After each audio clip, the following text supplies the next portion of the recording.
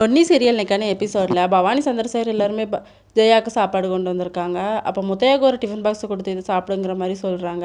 ஆனால் முத்தையா வந்து இல்லை எனக்கு வேண்டாம், உங்கள் வீட்டு சாப்பாடை மனுஷன் சாப்பிடுவானா அப்படின்னு சொல்லிட்டு மூஞ்சி திருப்பிக்கிறாரு. பவானி வந்து அவங்க அம்மாவுக்கு கொண்டு சாப்பாடு கொடுக்குறாங்க. ஆனால் ஜெயா எனக்கு இது வேண்டாம்மா, பசிக்கலை அப்படிங்கிற மாதிரி சொல்லிடுறாங்க. சந்திரசேகர் சண்முகம் 2 பேருமே சொல்கிறாங்க, இப்படி சாப்பிடாம இருந்தால் உடம்பு என்னத்துக்குமா ஆகும், நீங்கள் சாப்பிடுங்க அப்படின்னு சொல்லிட்டு இருக்கும்போதே ஏசி வந்துடுறாரு.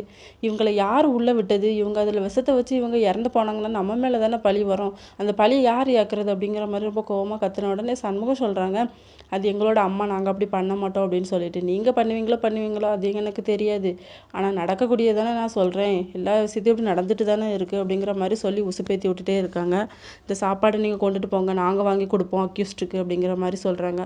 சண்முகம் வந்து மறுபடியும் நீ எங்கள் அம்மாவை அக்யூஸ்டுன்னு சொல்லவே வச்சுக்காத அப்படின்னு சொல்லிட்டு போகிறாங்க. அடுத்த சீனில் முத்தையா கிட்ட வந்து சந்திரசேகர், சண்முகம், பவானி 3 பேருமே வந்து இந்த கேஸை வாபஸ் வாங்குங்க, உங்கள் நிலைமை எனக்கு புரியுது, ஆனால் எல்லாமே நம்ம அப்புறமா பேசிக்கலாம், ஜெயாவும் பாவம் தானே அப்படிங்கிற மாதிரி சொல்லி புரிய வைக்க பார்க்குறாங்க.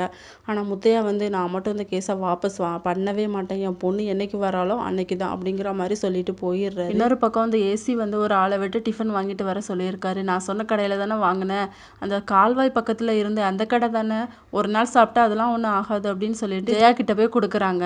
ஆனால் ஜெயா வந்து இந்த சாப்பாடு எனக்கு வேண்டாம் அப்படிங்கிற மாதிரி சொல்லிடுறாங்க. சாப்பாடெல்லாம் போட்டோம், அதை எடுத்துகிட்டு வாங்க, தண்ணியை மட்டும் குடிச்சிட்டு போட்டு அப்படிங்கிற மாதிரி அந்த ஏசி சொல்லிட்டு சிரிக்கிறாரு. ஜெயா வந்து முறைச்சி பார்த்துட்டே இருக்காங்க. இன்னொரு பக்கம் சக்தி வந்து ஒரு டல்லாக ஒரு கோயில் பக்கத்தில் போய் உட்காந்துருக்காங்க.